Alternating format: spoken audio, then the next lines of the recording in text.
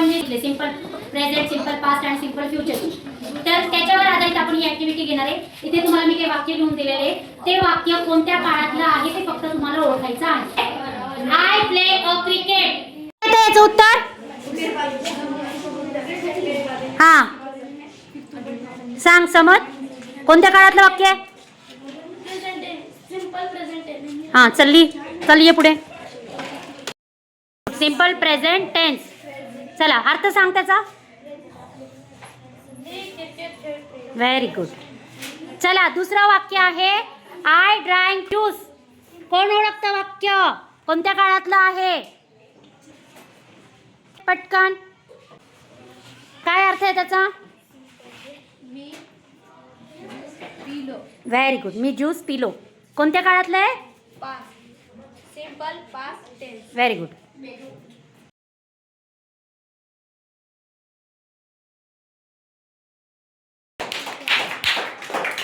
आता पुढचं वाक्य I shall read a story book. किती जणांना येते? ओळखलं का? कोणत्या काळातलं आहे? Simple future tense. Very good. अर्थ सांग. मी गोष्टीची पुस्तके वाचणार. पुस्तके नाही, पुस्तक वाचणार. हां चला.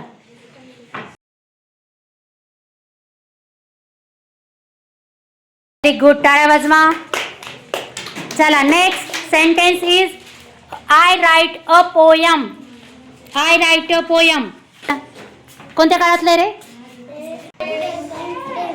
चला काय अर्थ आहे?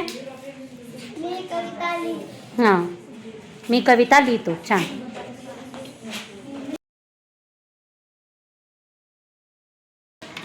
छान. टाळ्या वाजवा. आता पुढचं वाक्य आहे I went to the school. हां सांग साकिब. सांग अर्थ सांग आधी. मी शाळेत गेलो. Very good. मी शाळेत गेलो. हां कोणत्या काळातलं? Simple past tense. हां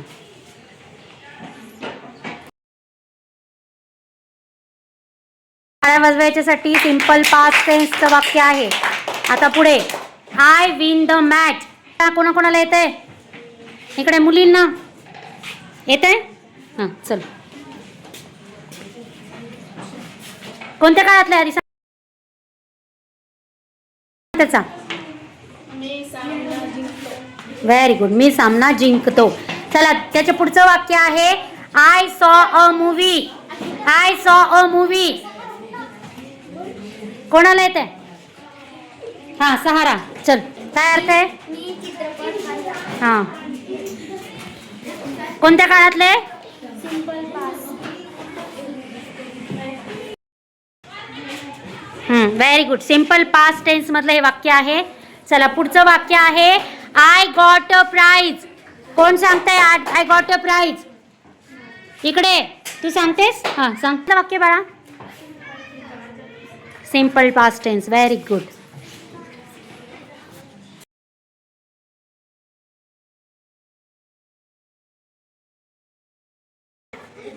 चला next sentence is I shall sing a song.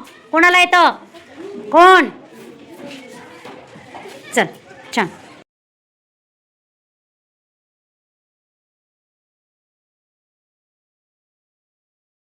वाक्य आहे आय शाल गो टू द मार्केट. चला कोणाला येतंय वाक्य? कोणाला वाक्य कोणत्या याच्यातलं येत आहे? हां चल सांग कोणत्या काळातलं वाक्य आहे? Very good. चल लिही.